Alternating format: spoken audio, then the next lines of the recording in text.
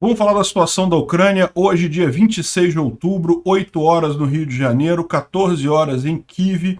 Os ucranianos estão avançando sobre toda a linha defensiva russa em Luhansk, aquela linha entre Svatov e Kreminá. Toda ela está sendo ameaçada pelos ucranianos nesse momento. As cidades de Kreminá e Svatov estão sendo bombardeadas com muita força nessa manhã, o que indica uma ação ofensiva mais forte ucraniana lá. Vamos ver se eles conseguem romper essa linha defensiva que a Rússia acabou de montar naquela região, né? Kherson também foi alvo de bombardeios ucranianos em determinados pontos de concentração de tropas russas. Mas as principais novidades do dia não foram no fronte de batalha propriamente ditos, foram os conscritos russos que se rebelaram em alguns pontos da linha de frente, estão fugindo para a Rússia em grandes grupos. A gente vai ver alguns exemplos aqui. E também o fronte diplomático. A Rússia, com a acusação de que a Ucrânia usaria uma bomba suja, deixou claro que, na verdade, é uma ameaça deles de usar a bomba suja, e, no final das contas, isso pode custar o assento do G20 da Rússia.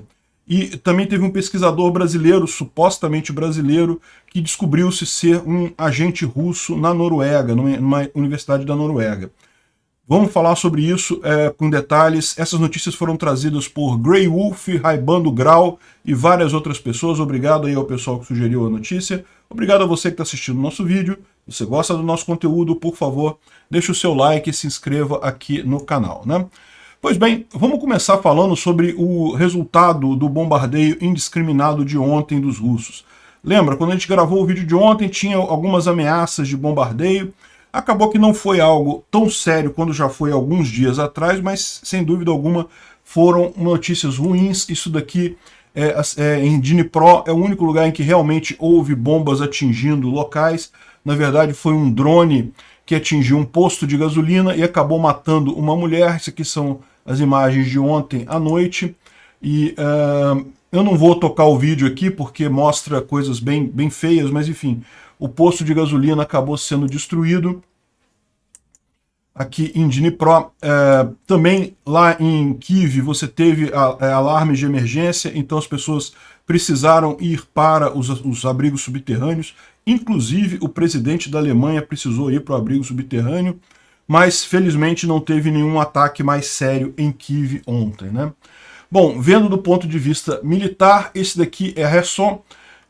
Uma série de explosões na cidade aqui em que os ucranianos visavam tropas russas, equipamentos, depósitos de munição e coisa e tal. Essas daqui são imagens da mesma explosão, mas houve mais de uma lá em Kherson, né? Além disso, houve a declaração do Kadyrov. Você lembra, ontem a gente falou como uma infestação de kadirovitas em alguma cidadezinha ali de Kherson. Na verdade, nessa cidadezinha aqui, nessa cidade aqui de Kairi, a infestação de kadirovitas foi resolvida pelos ucranianos com a morte e ferimento de em torno de 100 elementos, né? O Kadyrov não gostou muito, não. Ele prometeu uma grande jihad e não vamos pegar mais prisioneiros ucranianos, vamos queimar eles vivos, não vamos parar. Odessa, Kiev, Kharkiv, toda a Ucrânia é território russo e coisa e tal. Deu para perceber que ele sentiu, né? Enfim, continua o processo de retirada de civis e roubo lá da Rússia em Kherson. Dá para ver aqui os caminhões levando até janelas. Poxa, caramba. E mais uma estátua, a do Potemkin, mais uma estátua que estava naquela lista que o pessoal falou das coisas que devem ser roubadas de Kherson.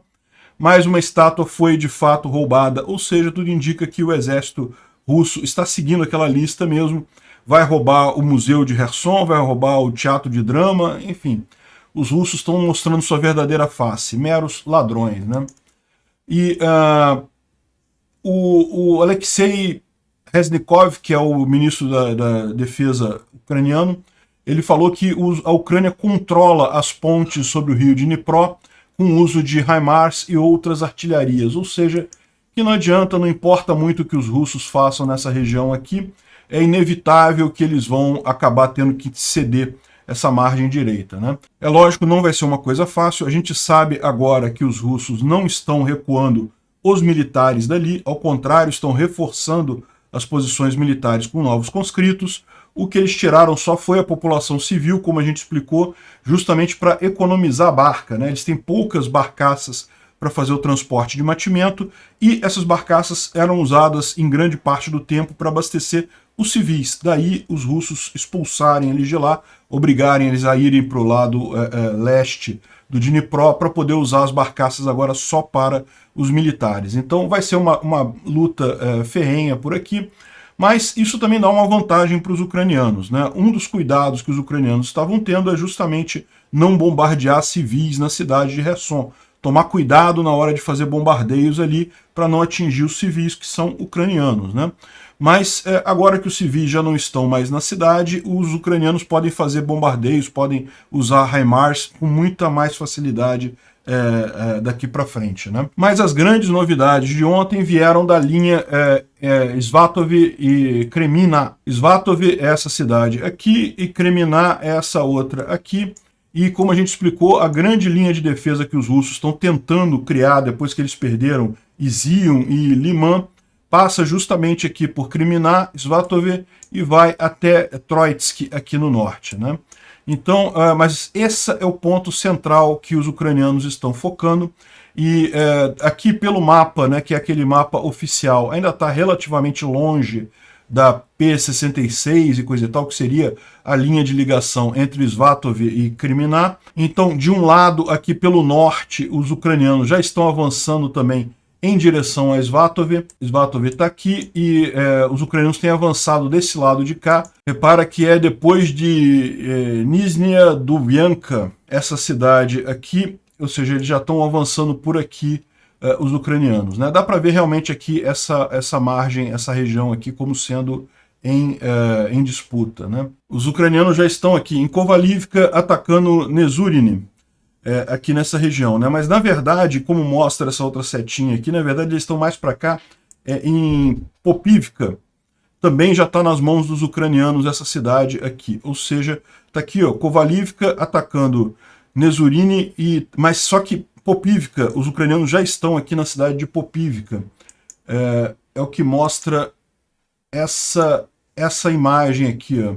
Essa imagem aqui que foi divulgada pelo 92º Batalhão Motorizado mostra ele já chegando em Popivka, que é bem perto aqui da região onde está indicado aqui essa seta, né? E repara o quão perto isso é de Svatov, né? Ainda próximo a Svatov, existem ainda alguns poucos cidadezinhos, uns poucos assentamentos que estão nas mãos dos russos no Oblast de Kharkiv, bem perto da fronteira aqui de Luhansk, mas os ucranianos conseguiram retomar Petropavlivka e estão avançando nessa direção aqui para o norte, né? O pessoal trazendo aqui de um Telegram russo, dizendo que acabaram de ter uma chamada de Novoalexandrovka, próximo a Kronorechensk, e que o barulho de luta, né, de chegada de mísseis e artilharia estava muito alto, né?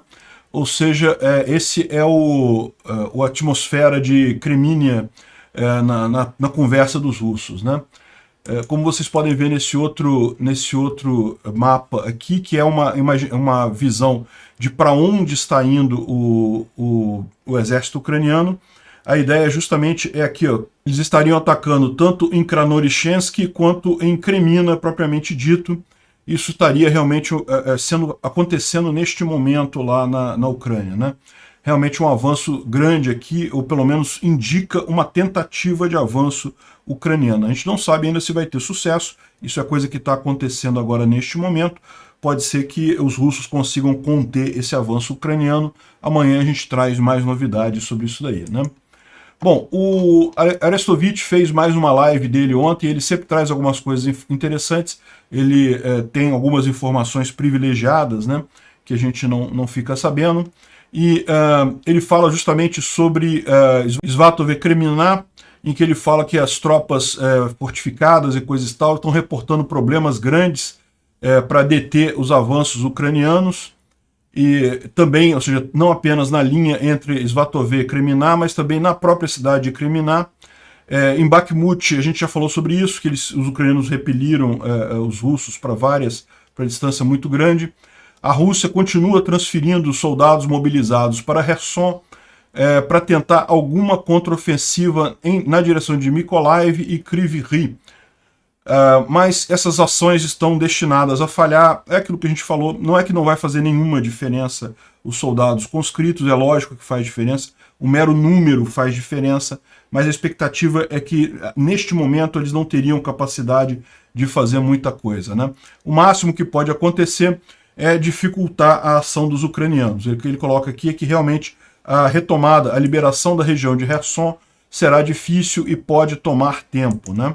Ele aponta para algo que a gente vai falar mais adiante, é que já tem mais de mil conscritos recentes russos mortos e muitos feridos também, e com esse nível de intensidade de conflito, jogando pessoas inexperientes na linha de frente, muito em breve cada cidadão russo vai ser afetado, ou vai conhecer alguém que morreu ou perdeu um parente nessa guerra, né? E isso daí pode acabar gerando um problema muito maior para o Putin do que a guerra em si, né? O encontro do G20, ele está falando aqui, é possível que o Putin nem vá ao encontro do G20, porque com medo de humilhação e de saúde ruim, né?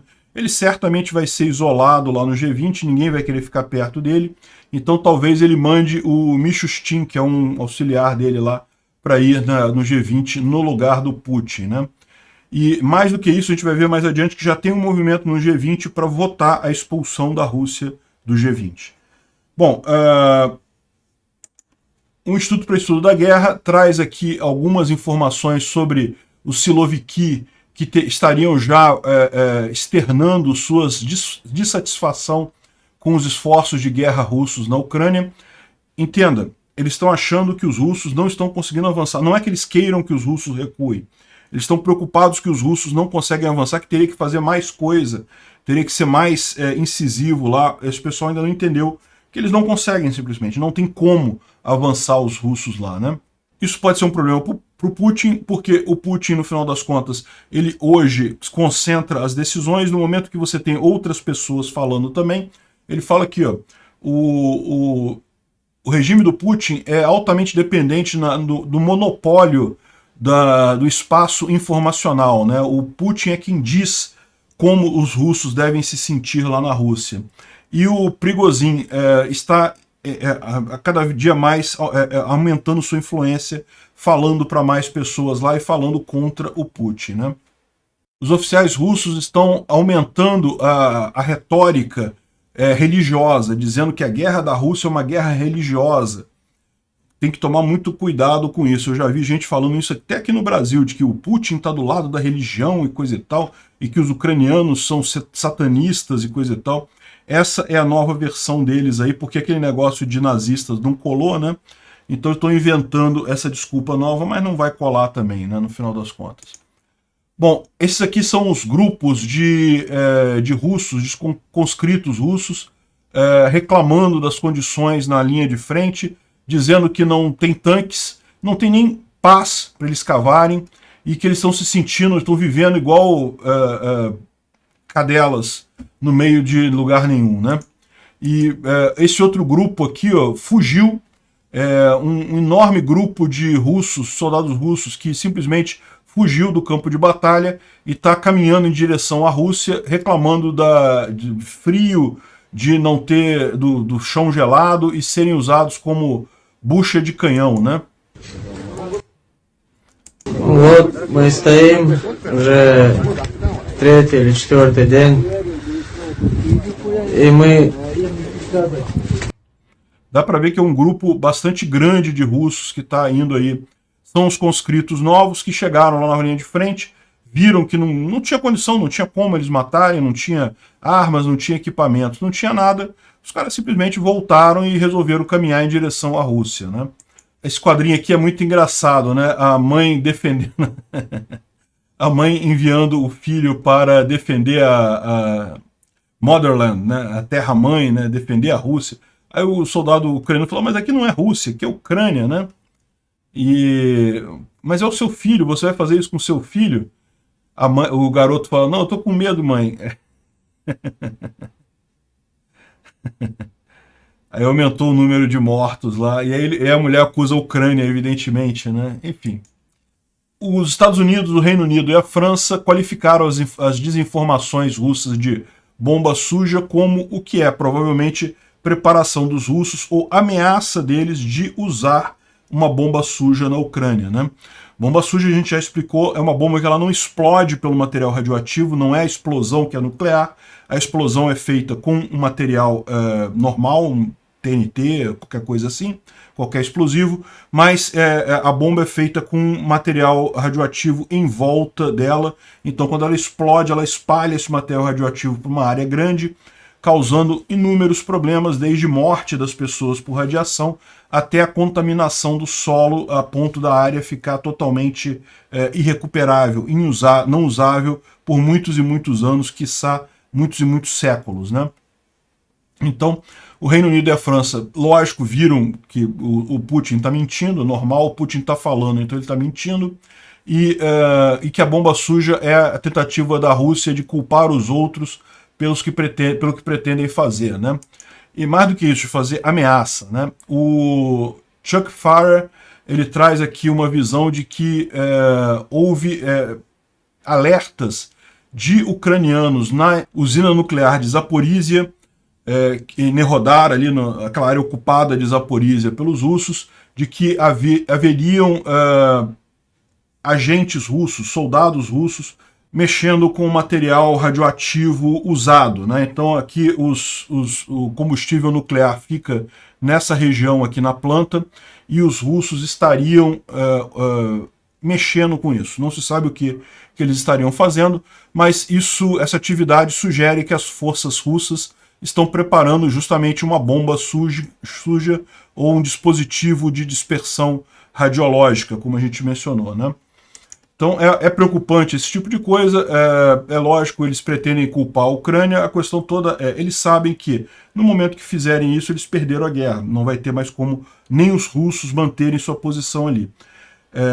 Como eu falei para vocês, não acredito que eles vão usar essa bomba, a questão toda é justamente ameaçar para tentar conseguir um acordo de paz até o G20, até a reunião do G20 no dia 14 e 15 de novembro.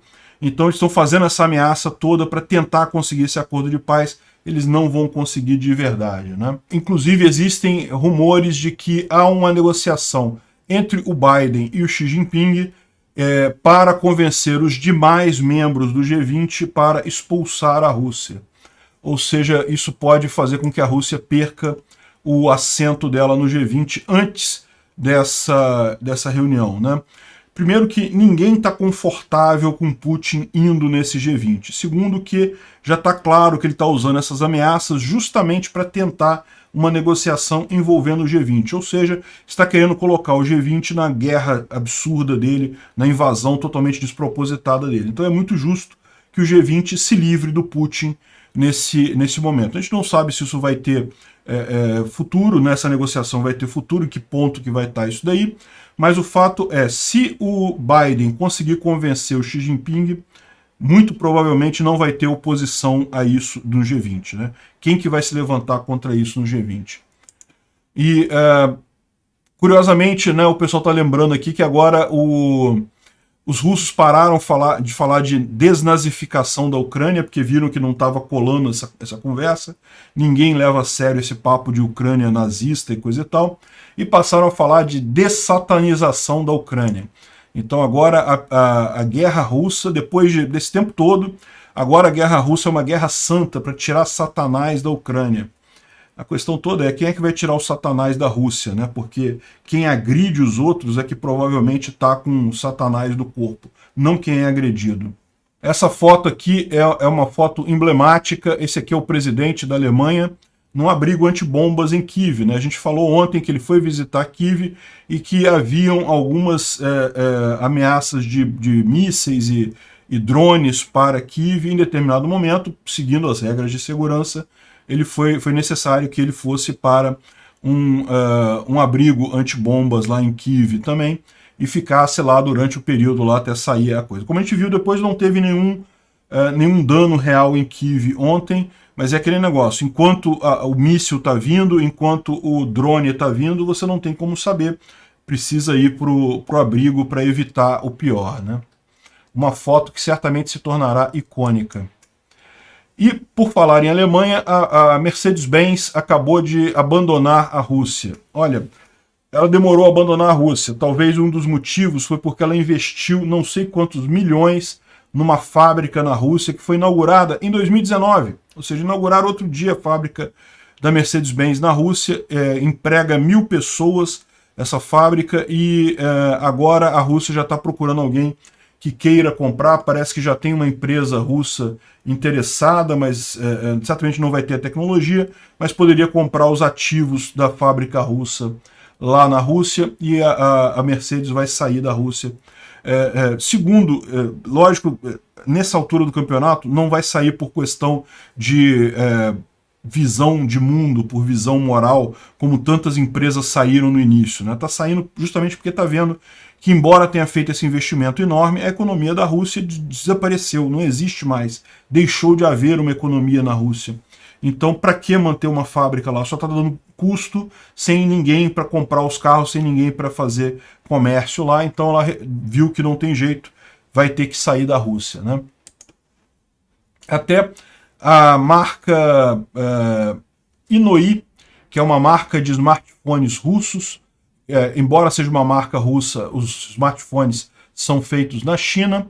De qualquer forma, ela agora saiu da Rússia e se posiciona agora como uma marca estoniana. Está na Estônia e justamente porque na Rússia não dá mais para fazer negócio. Repara, esse pessoal que está saindo da Rússia agora não está saindo por questão moral, tipo, absurda a invasão da Ucrânia, vou sair daqui. Esse foi o pessoal que saiu logo no início da guerra. Quem está saindo agora está saindo porque viu que, olha, não tem mais negócio na Rússia. As coisas não funcionam mais lá. Você já estava com uma economia muito difícil, com o negócio dos conscritos agora, em que praticamente toda a população masculina da Rússia ou fugiu ou foi enviada para a guerra. Cadê a economia do país? Não tem mais, né? Outra notícia boa, os americanos parece que já colocaram 2 sistemas NASAM na Ucrânia. Eles estão sendo instalados nesse momento, então isso deve aumentar a segurança, né? É lógico, isso não quer dizer que não vai haver mais nenhum ataque, nenhum míssil russo destruindo a instalação ucraniana. Esses NASAMs, eles têm um raio de 30 quilômetros, então eles podem cobrir uma área significativa, mas em termos de país isso é muito pouco, não dá para proteger o país inteiro com o NASAM, né? Então, e além disso, mesmo esses sistemas, embora sejam sistemas excelentes, com uma altíssima taxa de derrubada de mísseis, eles não são perfeitos, não são 100%. Então, algum míssil ainda pode passar pelo NASAM, né? Parece que eles já estão sendo instalados. Imagina-se que Kiev deve ser a cidade mais beneficiada por esses sistemas, mas a Ucrânia não fala onde eles serão usados. Aliás, ela está falando que informações sobre defesa antiaérea não vai ser mais publicada a partir de agora, justamente para manter seguro os sistemas IRIS-T e NASAM que acabaram de chegar, para o pessoal não ficar sabendo onde estão esses sistemas, né? O Bellingcat, que é um grupo de jornalistas independentes e investigativos baseado ali na Bulgária, eles publicaram um relatório em que eles destrincham a organização de uma unidade, o GVC Team, que é um grupo de soldados de elite russos que são responsáveis por guiar esses mísseis que atacam populações na Ucrânia, né? Quando você vai usar um míssil desse, você tem que saber aonde você vai usar, tem que determinar exatamente onde é que vai o míssil. Então, essa é a estrutura que eles têm lá, dá o nome das pessoas todas envolvidas, os responsáveis pelos mísseis Calibre, R-500, eu não sei, não me lembro de ter ouvido esse míssil, mas pode ser que seja um nome genérico de outros mísseis, né? E o KH-101, esse sim, a gente já viu vários mísseis desses lá na Ucrânia, né? Então tá aqui o grupo de pessoas, eles levantaram o nome de todo mundo, as informações de todo mundo. Isso é lógico, não muda nada agora, não é algo que seja diferente nesse momento, mas certamente isso vai ser muito útil quando for feita o tribunal depois dessa guerra, o equivalente ao tribunal de Nuremberg, para apurar a culpa dessas pessoas, né? Bom, outra notícia que a gente teve ontem surpreendente é que esse rapaz aqui, que se diz ser um pesquisador brasileiro, que teria a carreira acadêmica no Brasil, ele estava trabalhando numa universidade na Noruega como pesquisador, e só que descobriu-se, na verdade, ele é um agente russo, né? E parece que foi preso ontem na Universidade de Tromsø, no norte da Noruega, e o pessoal lá ficou muito preocupado com isso, porque parece que ele estava dentro da universidade, participando de pesquisas na universidade, né? E realmente é uma coisa complicada. O cara é um espião russo mesmo. Veja, em princípio, isso não tem nada a ver com o Brasil, né? O Brasil, o passaporte brasileiro costuma ser muito usado no exterior, o pessoal adora passaporte brasileiro, porque como é que é um brasileiro? Pode ser qualquer coisa, na verdade. Pode ser um asiático, pode ser negro, pode ser branco, pode ser louro de olhos azuis, pode ser, enfim, qualquer coisa que você queira pode ser um brasileiro. Então é diferente de passaporte de outros países. É lógico que existem suecos negros, mas toda vez que um sueco, alguém apresenta um passaporte da Suécia e é negro, o pessoal da alfândega olha com calma, peraí, né, que estranho. É uma coisa que chama atenção, porque não é comum. Não é que não exista, mas não é comum. Da mesma forma, uma pessoa com feições chinesas saindo do Congo, né, com passaporte do Congo. Não é que não exista. Existem, lógico que existem pessoas chinesas que são cidadãos do Congo e que nasceram no Congo e coisa e tal. Tem a migração hoje no mundo todo. No mundo todo tem gente de tudo quanto é lugar. Mas é uma minoria, então chama atenção. No Brasil não, no Brasil essa mistureba completa. O único outro país que poderia ser comparado seria os Estados Unidos, que também é uma mistureba completa lá. Como é que é o tipo de um americano? Pode ser qualquer coisa, pode ser um monte de tipos físicos, né? A questão toda os americanos já têm um controle maior sobre isso. Aqui no Brasil o controle é menor, então o pessoal consegue fraudar as coisas com mais facilidade. E aí é neste ponto que a gente tem um problema, né? Porque eu fico pensando, será que esse cara conseguiu, o diploma que ele apresentou lá, é um diploma totalmente falso? Ou é um diploma que ele conseguiu aqui no Brasil, infiltrando em alguma universidade, conseguindo? É uma coisa que eu consigo imaginar muito facilmente acontecendo aqui no Brasil. O passaporte dele era totalmente falso, ou ele deu um jeito de subornar alguém e conseguir um passaporte aqui no Brasil para fazer esse tipo de coisa na Noruega, né? Então é realmente uma situação que me preocupa, esse tipo de coisa. Eu já falei em outros vídeos, eu acho que o governo brasileiro devia olhar com mais calma essa questão da infiltração russa aqui no Brasil, né? E, bom, nesse caminho, o Rishi Sunak, vocês sabem, é um novo primeiro-ministro da Inglaterra, acabou de anunciar a desclassificação de documentos do MI6, que é o serviço secreto inglês, né? Os documentos sobre os agentes do Kremlin na Europa, inclusive na Ucrânia. Ou seja, eles vão liberar todas as informações que eles têm sobre quem é agente russo na Europa, na Ucrânia. Pô, podia fazer isso no resto do mundo também, né? Eu sou totalmente a favor. Obrigado por assistir o vídeo até o final. Além de curtir, compartilhar e se inscrever no canal, considere se tornar patrocinador com valores a partir de R$ 1,99. Clique no botão Seja Membro abaixo para saber as condições e vantagens de patrocinar o canal. Mais informações sobre o nosso projeto, visite nossos sites indicados na tela.